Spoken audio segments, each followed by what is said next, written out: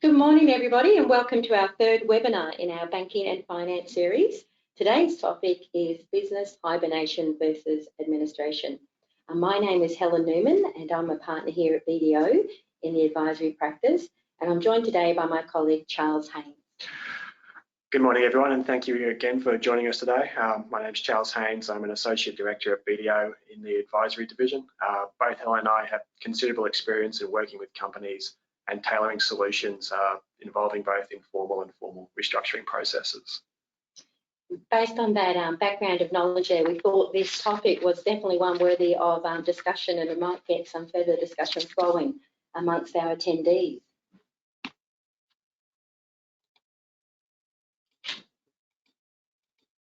So today, what we will be discussing is the current state of the COVID-19 relief measures. We'll do a recap on what's currently out there to support companies. Then we'll talk about hibernation. What does it actually look like? Then to compare, we'll explore how the voluntary administration process, it might actually be the shining light in this significantly changed economic conditions we're experiencing. We'll then run through the pros and cons of both. We'll compare the benefits and differences between a hibernation and administration strategy and what that might mean for bank customers and the outcome for the bank or financier. And then finally, we will discuss the factors companies should consider in managing the impacts of COVID-19 and the future path that companies might take.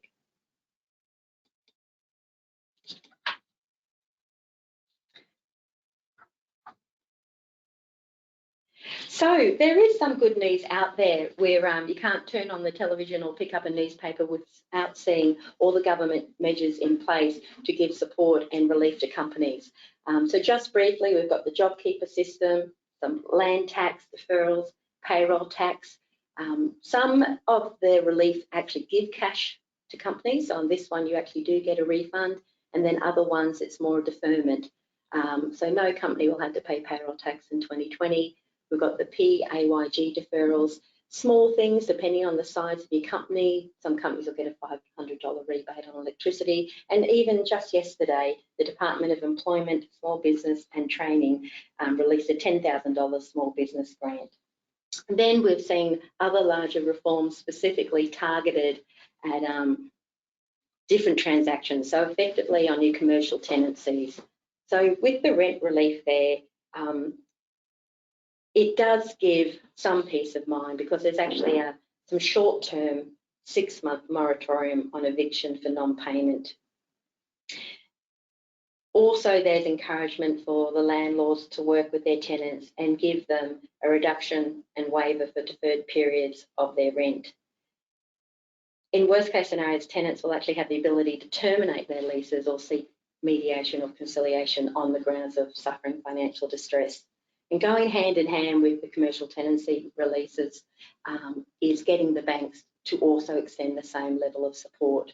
And just generally across the board, you would have seen many banks are offering up to 6-month repayment holidays for qualified borrowers. So the status is that there is quite a lot of cash flow relief, and it's effectively just putting payments on hold. What has changed since our Week 1 series, where Sean McKay and I were talking about the realisation phase where we're seeing businesses currently at, is that the Queensland Government has now released its roadmap to easing the current restrictions are in place.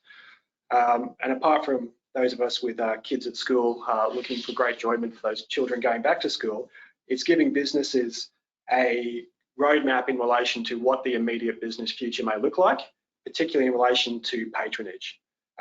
We're currently in the stage 1 processes where 10 people are permitted at one time into businesses. We'll shortly move on to stage 2, where 20 people will be permitted, and then we're ramping up into stage 3 and in 10th of July, where it's going to be 100 people permitted to do business activities. What we're getting feedback from clients on that is they're now in a position to update their cash flows as they have more of a clearer idea of what their immediate future looks like.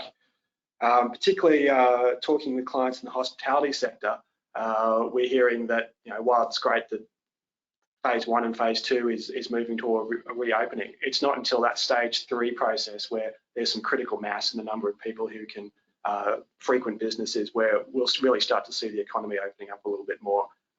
And we're seeing those cash flows be updated to reflect those timings. So we've been talking about hibernation, and we're still in this period of hibernation. We could see on that last slide, it's not until 10th July that some critical mass might kick in. So why are we calling it hibernation? Well, the Prime Minister, he said the hibernation period will mean that businesses are able to come out at the other end of this crisis as unscathed as possible. The concern is, like, depending on the financial state of the company, though, before the pandemic, should we be calling it hibernation? Or in some cases, will this phase us be deferring the inevitable? And that's what we want to talk about today. So what does hibernation look like?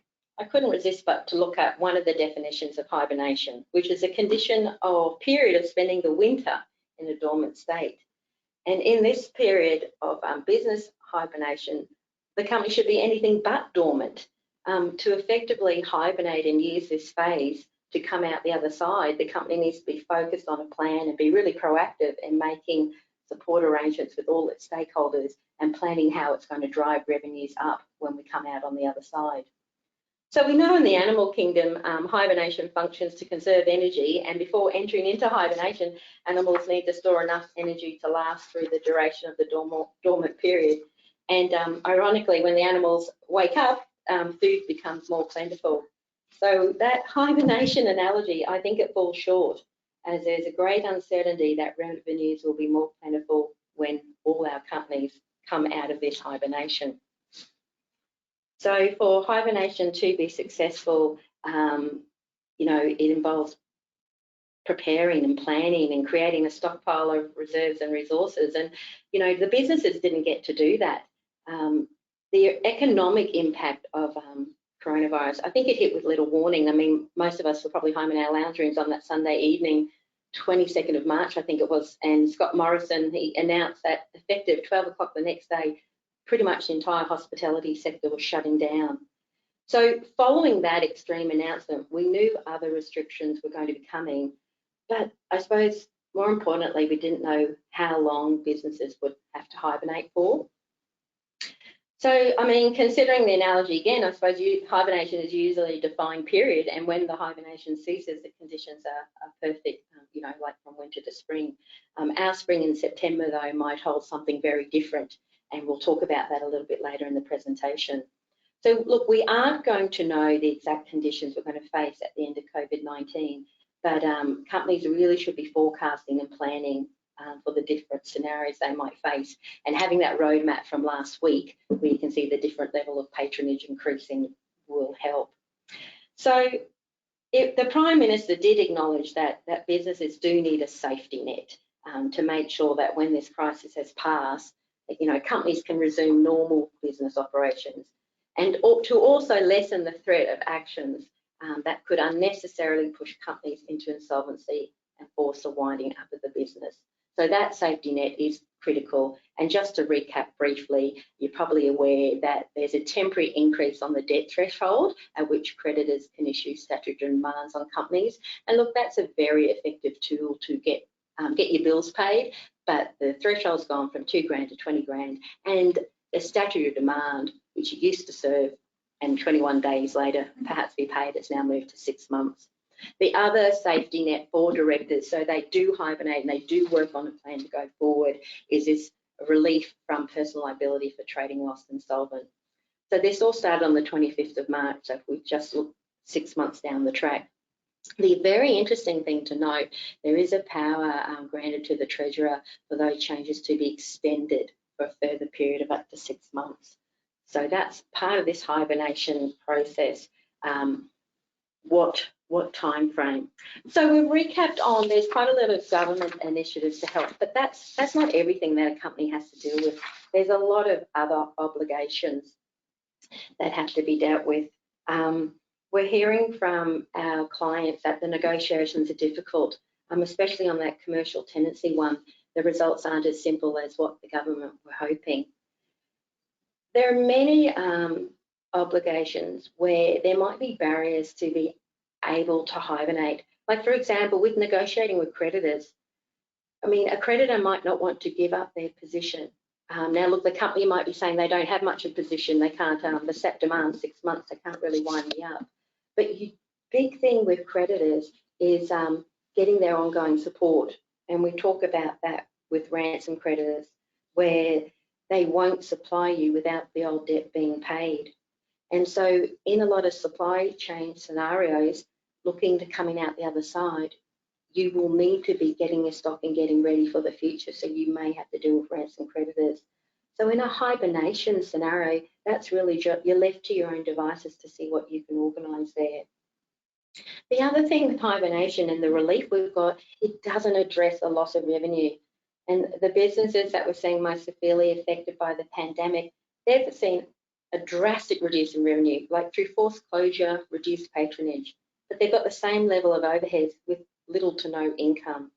So they're accumulating trading losses naturally. They're using whatever cash they have and whatever capital they have to just try to tread water during this time. So effectively, they're losing value.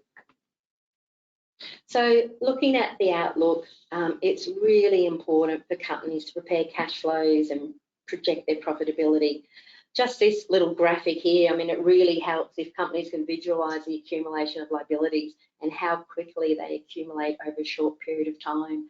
So, you know, starting now, last month with April and moving through to September, all those big categories of costs, payroll tax, all your employee entitlements, that's fantastic. We're getting JobKeeper, but it's not dealing with employee entitlements accruing, suppliers or your creditors, the ATO, your landlord's rent, and your bank loans.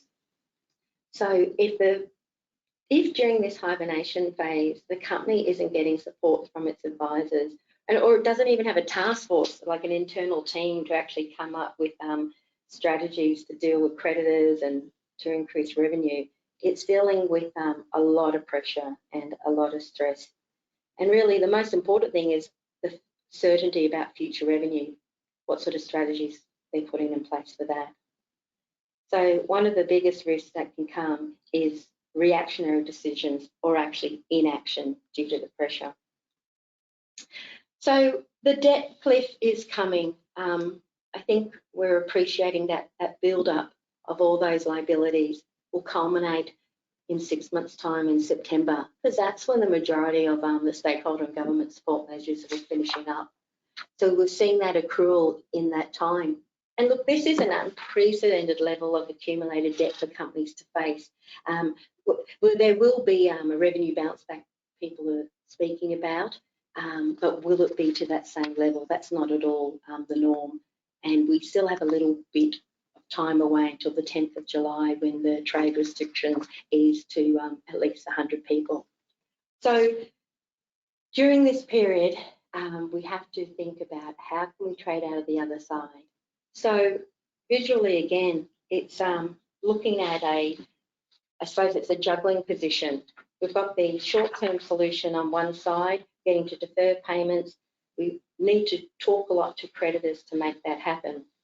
But on the other side, companies are finding themselves in with a lot of accumulating issues. Liabilities are mounting up, they're running out of cash, the trading losses are going up, and they're eroding their equity. They really need a plan and a framework because we really want to avoid them tipping into insolvency. So in that snapshot, I suppose you've got to consider that hibernation might not be the best solution to get through this unusual time. I mean, directors still have fiduciary duties of care and due diligence, and under pressure, you know, the directors may compromise their duties. They could act recklessly or take actions that are not in the best interest of the company. So yes, we've got some relief there from trading whilst insolvent, but directors' duties in running companies, there's so much more to be considered. Businesses, they're having to informally negotiate with their creditors, and it's us deferring things. It's not necessarily resolving what's going to happen in the future. So we've got equity diminishing. We've got shareholders contributing additional capital, which is fantastic, but there may be reluctance to do that. There's a possibility they might not recover that capital. And with the build-up of liabilities and these working capital pressures, it may get to a position that you just can't deal with in an informal, voluntary way in the future. So instead of hibernation leading into potential insolvency, I mean, directors can use administration in combination with the deed of company arrangement to preserve value. And I'll hand over Charles now to talk to you about the voluntary administration process. Thanks, Helen. As Helen mentioned, the COVID-19 situation is an unusual circumstances in the general business environment, and there is the opportunity for a VA DOCA to provide relief to companies and as an alternate way of looking at dealing with its accumulated debt through this process. In stepping back to looking at what the objective is for the voluntary administration under the Corporations Act, I think it's important to realise that there's two objectives, and they are actually an or objective, that they actually have to both be met. So the first one is to maximise the chance of the company continuing existence, or if it is not possible for the business to continue to exist, to achieve a return to creditors greater than under a liquidation scenario. Now, ideally, a VA would create a both scenario for that, where the business would continue and a better return to creditors would occur. However, given the circumstances of COVID-19, creditors may be put into a position where they need to decide whether they want to have a business continuing or whether they want to receive an immediate better return. So that is a situation where creditors will have to start thinking about the longer term for their business. When does a VA occur? When the board is of the opinion that a company is insolvent or is likely to become insolvent in a future time.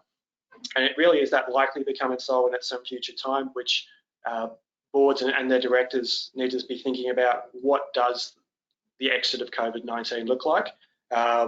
While there are those protections in place and government assistance packages such as JobKeeper, what does the business look like without those assistance packages in place, and will it likely become insolvent at a future time?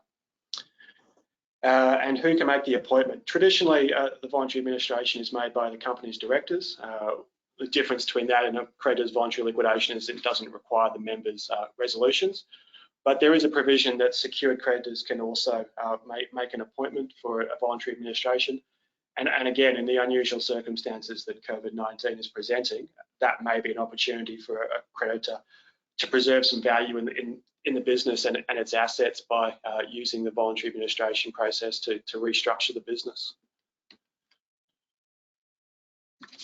So Helen's discussed the board or the ad hoc restructuring that a board could undertake without the administration process.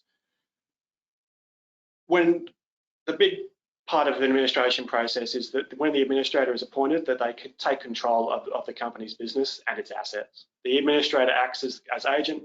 It has control of the company's business day to day.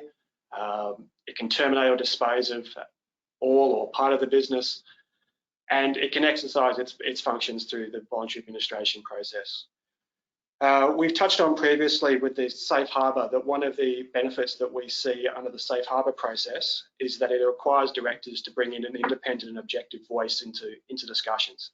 The same benefit exists into the administration process, is that it brings into the tent an experienced voice who's been through a restructured process to a director whose skill set is centred around running a day-to-day business and may not focused around dealing with stakeholders, credit negotiations, and the legal framework that exists around restructuring. For stakeholders, a benefit of the administration process is the increased transparency in reporting. Through an ad hoc process, reporting is done by the directors through what's generally a tight-knit management team. So it's not uncommon for when an administrator is appointed to when you're speaking to key management personnel, there may only be a handful of people in the business who are actually aware of the true financial position. So that really does limit the ability of a company to report if you only have those limited number of people who are actually up to speed with what's actually happening.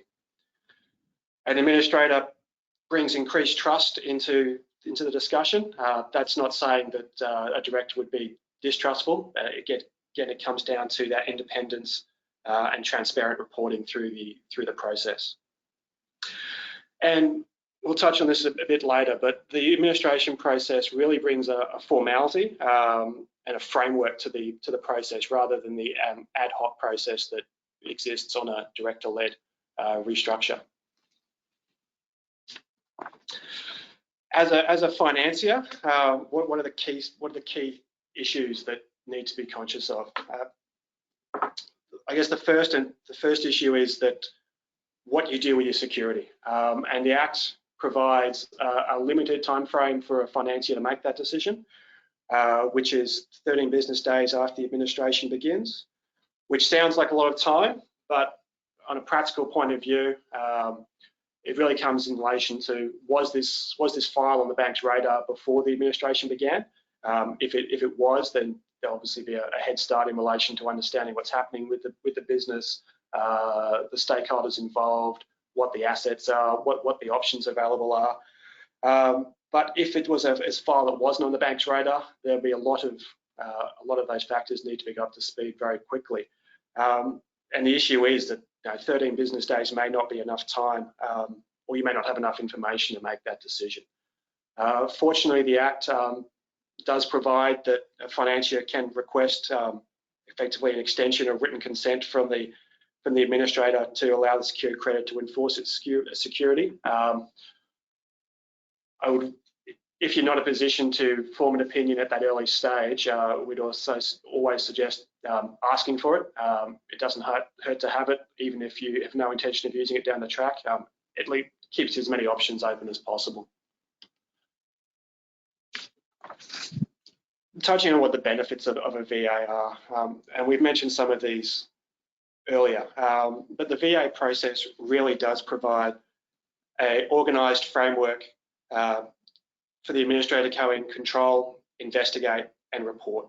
The idea is it gives the voluntary administrator a period to act in an orderly fashion, which again may not be available in a non-VA scenario. It provides a statutory moratorium during the convening period of 25 days. Sorry, that's a typo on my slide, so I apologise for that. Which again seems like a long period of time, but I guess it's important to realise that there's lots going on during that period. You'll often have a trading business to deal with, stakeholder engagement.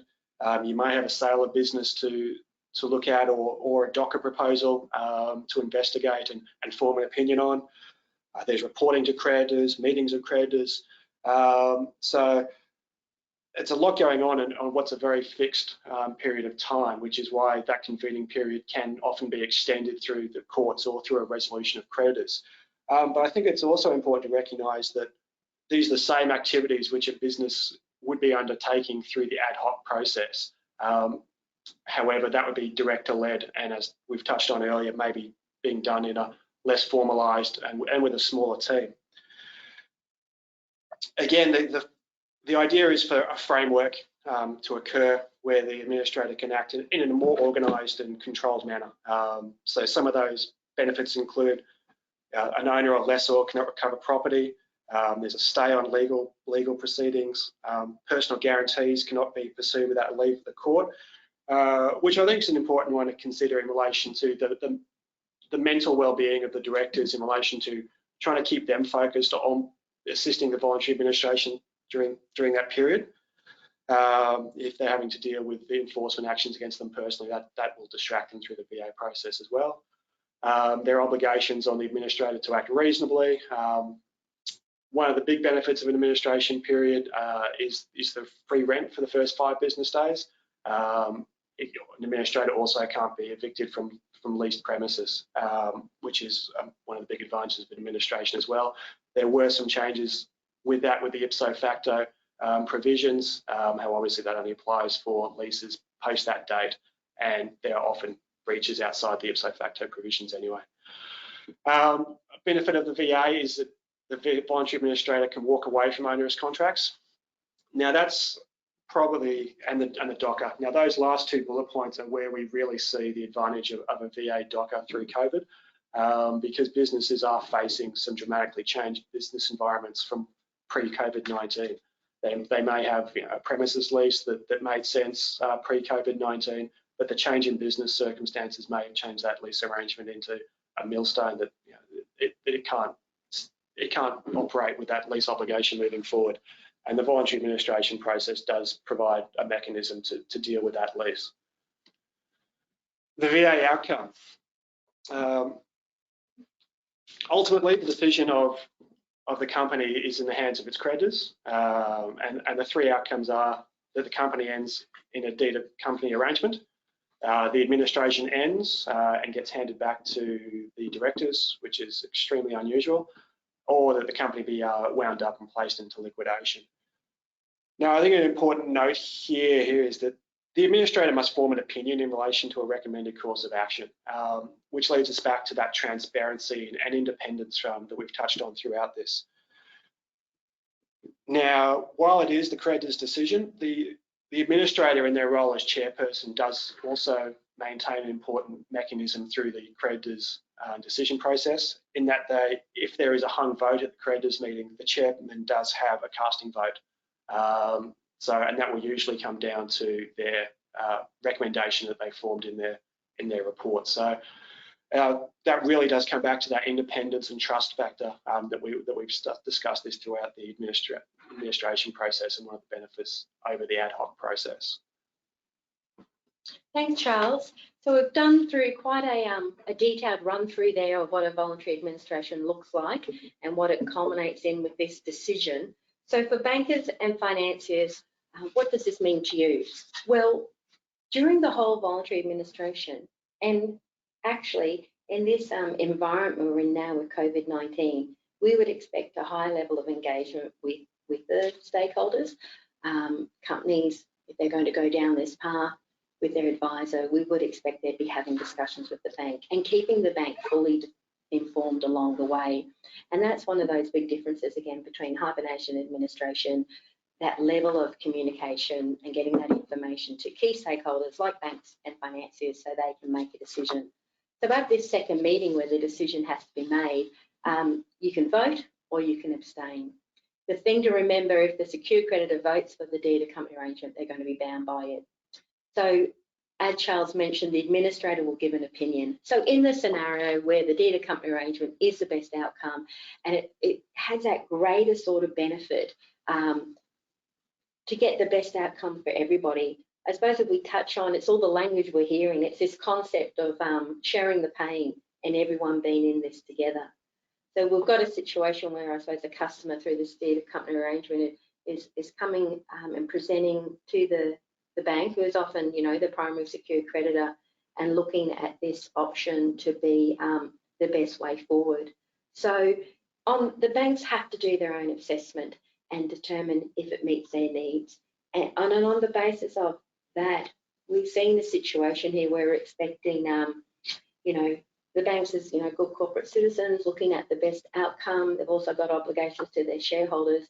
But if it's a suitable DOCA, we would be seeing, I suspect, most banks and financiers supporting it. And we could almost say from that, that they are definitely investing in the survival of the business. They're supporting that supply chain, and it's, that broader positive impact on the community because we are looking for the chance of survival for the business. Definitely, if there are ways to achieve that as well by the VA not actually, the bank not actually voting for the DOCA, you can always do a separate agreement. You definitely want it to align with the deed because we want the deed to work, but you can factor into that other sort of conditions that the bank might want, looking for specific repayment arrangements and timelines and milestones for reduction. And one of the outcomes may actually be there's a refinance somewhere there along the way. So the best thing is, I suppose, is this formal framework is giving you very informed options. One thing, though, of course, to bear in mind, if the DOCA wasn't something that was of comfort to the bank, it wasn't really satisfying the requirements there, and they didn't support it, that bigger picture scenario kicks in, and then the administrator can actually apply to the court to make the DOCA work by limiting the rights of secured creditors or lessors. So what are the benefits of a DOCA for a company's creditors? And it really comes down to the flexibility of what a DOCA represents, and it's an option which is really tailored to meet that company's circumstances. Traditionally, we see DOCAs fall into three buckets. One is essentially a lump sum payment where a third party may contribute funds upfront to creditors and provide them some kind of return which wouldn't be available in a liquidation scenario. Now, the reality of COVID-19 is that option may not be on the table for these businesses, as directors, their related parties, and stakeholders outside the business may have already utilised whatever cash reserves that they had in supporting the business through the hibernation phase and getting it to the point that it was at pre the voluntary administration. There's what's known as a holding DOCA, which was getting some press at the start of COVID-19, where the uncertainty was much higher in relation to what this meant. Holding DOCAs may still have a place as there still is that level of uncertainty in the future COVID-19 environment. But and the last one, and probably the one we think there will be more of, will be what's the trading DOCA, where the contribution to creditors isn't available from the immediate assets or assets outside the business, but it'll come from the continued trading of the business. And creditors' benefit would be from that ongoing trading relationship through that period, but also a return, however dealt with through the deed, of what trading position looks like. Those all, while being flexible, those all have certain risks and benefits. Obviously, a trading DOCA is over an extended period of time. Creditors face the risk of what the trading future looks like, and that is uncertain. And longer DOCA period also has extended cost involved with it due to the extended reporting process and monitoring that the deed administrator has through that period.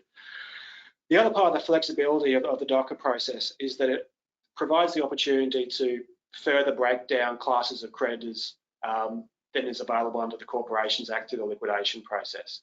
And again, that can be very much structured based on the individual company circumstances.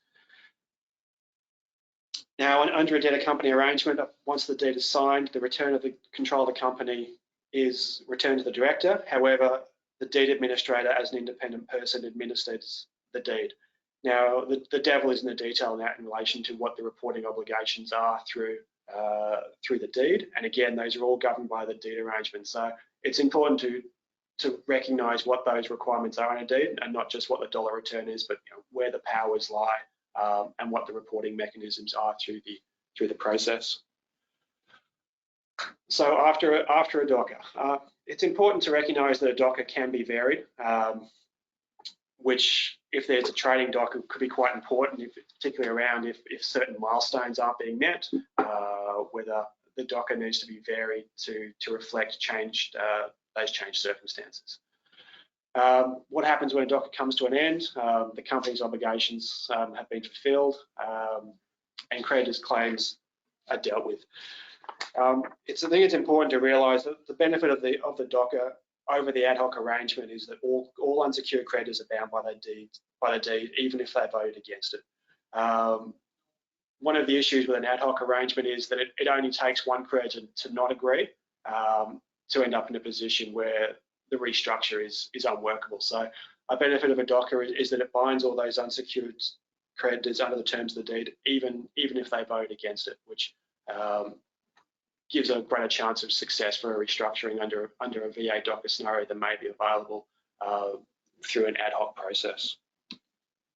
Thanks, Charles. That's a good segue to the next section, where I thought we've covered a lot of ground, so it's probably a good time to have a look at a summary of, I suppose, the pros and cons, the differences, the benefits and issues that come out of either a hibernation scenario or entering into a voluntary administration that leads to a deed of company arrangement. And just to put on the table, we expect that there'd be a combination. As Charles mentioned, you could be hibernating for quite some time, and the important thing is to stop and assess, when do we need to change our strategy? When do we need to consider a VA? So hibernation, it is informal. All the pressure, all the responsibilities on the company and what it can achieve itself. And the directors are the ones doing it. And this is not necessarily a skill set they have to use in their everyday business, whilst also dealing with the uncertainty of COVID-19. So in a VA, we've got that structured framework and timeline. There's all the support of the Act. You're dealing with practitioners that have this expertise, and that's what they deal with all the time. It takes away some of the emotional decision making. It gives that objectivity to make tough decisions that need to be made. Because our ultimate objective here, we're trying to administer this company in a way to keep it surviving and get the best outcome. So under the hibernation scenario, the information that everybody needs to make decisions, it's fairly discretional. It's what the director of the company will give you. And they may be giving different things to certain people because they're making ad hoc decisions and doing negotiations on the run. Whereas in the VA scenario, it's very formalised reporting. It's available and it's consistent to everybody. You get to deal with those situational creditors saying, well, what's in it for me? Why should I support? I don't feel fully informed. Under the hibernation scenario, liabilities are just being delayed. They're not necessarily being resolved, subject, of course, to how successful you are in negotiating. But straight away in a VA, you get to stem the bleeding. That statutory moratorium that kicks in straight away gives the company that breathing space it needs to focus on a solution rather than putting out fires.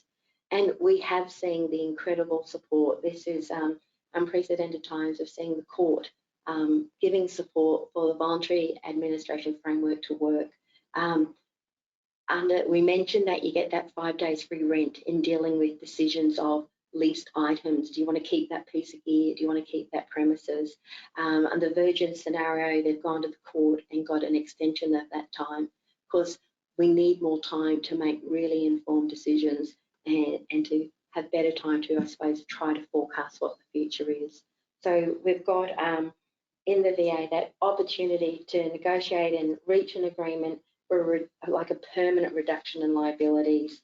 And that is really important for working out the future funding needs. And this is where the banks and the financiers kick in.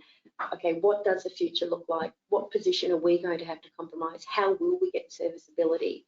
So in that voluntary administration, because of the rigour and the framework, you'll know what the future liability situation is going to be. If the creditors will vote and agree to a reduced sum that they pay, the balance of that debt is pretty much forgiven. So going forward, there'll be knowledge about the exact funding needed to deal with the accrued liabilities and future trading. Whereas we have uncertainty in the hibernation, we don't know, we can't really control the process as much. And as Charles mentioned, all you need is for one creditor, and if it's a key creditor that's not supportive, then that's why you can see those instant appointments where the company just has to make a decision to close the doors and shut. And that's what we would hope. The voluntary administration regime came in a long time ago. I really feel this is the opportunity for it really to be helpful for the greater Australian economy, and ultimately it helps stakeholders to support business survival and job retention. Just as a recap, the VA is a positive and proactive strategy. You could almost say that the current circumstances is tailor-made for the voluntary administration process. It provides stakeholders with a structured process and brings independence and transparency for those stakeholders to fully understand what's happening with a client. There is the opportunity that a business can reduce its liabilities permanently and provide it with the opportunity to continue to trade in a restructured and refashioned form for the long-term benefits of its stakeholders, being its financiers, its customers, its suppliers. The next steps. This ties. Oh. Sorry, Helen. We're both so keen on the topic, we're going to talk at the same time then. So yeah, what are the next steps? So businesses really should be assessing what they can achieve through hibernation and then planning for post-hibernation. And when do they embark on a different strategy? Because the question is, can they achieve what they want to achieve without the benefits that a voluntary administration provides? And we've run through those benefits a few times now. So in the interim, we want companies to be continuously revising their cash flows and the profit projections in line with these easing of trade restrictions we're seeing, and being very mindful of the support measures that are ceasing shortly. They have to be constantly ahead of the curve. They need to be really calculating the accumulated debt and preparing for what it's going to look like when all that debt mounts up and what's on this other side. Bearing in mind, of course, there is talk there may be some extensions of that relief. The big part is communication, engaging with all your stakeholders, from your suppliers, your landlord, your employees. You want to have that continuity of the workforce. We're hearing things that people are preferring to be on JobKeeper and not wanting to come back to work. But really early communication with the stakeholders. And I think in this environment, we'll see more communication with banks. We have seen in the past where, customers, they keep the bank in the dark a bit because they're not sure of the level of the support they're going to get. We need to say across the government and industry body support, there are information out there to people, especially some of the specialised industries, what we're seeing in hospitality and tourism. There are some sectors that are going to need a lot more support than others. So it's not just all about managing the debt. We've really got to review our business models, adjust the scale of your production, your footprint, look at your staffing. We're all talking about pivot. How can you change your business model to adjust to the new environment? This is going to be long-term changes going forward, especially with social distancing. And you've got to develop a plan to remain operational throughout and beyond this crisis. Hibernation isn't put your head down, deal with the debt later. It's all about remaining operational. And be mindful. I think the solution should be, or we should be prepared to see a combination of various strategies to help. We haven't talked about safe harbour too much in this session because we've done that before, but we can see a combination of companies trying to do it themselves with hibernation, getting the safe harbour advisor in there, or at some stage really embracing that the benefits that come with an administration, if that is what is best for your current circumstances. And the key, of course, don't leave it too late. Don't leave it too late to inform your bank, and don't leave it too late to get assistance. That's a bit of a recap of what we've covered today, but I'm just conscious of time, so we might just move on to any questions. Just checking our little chat box here. Don't have too many direct questions come in, so that gives us a little bit of time just to wrap up what we covered today, and it's on the slides here, which will all be sent after the presentation. So the government support and roadmap to easing is out there. Hibernation, effective tool to relieve cash flow pressure. We've still got debts accumulating and potentially culminating in a mountain, potentially too high to climb. I had to help out with that death cliff analogy we keep using there. Look, hibernation, we feel it can only achieve so much, and the voluntary administration is a really positive step for a lot of parties. Informed decisions are really critical, and that transparency. And banks supporting customers in the broader community is one of the likely outcomes, and the benefits of a VA leading to a DOCA. And most importantly, keep monitoring closely and act in a timely manner.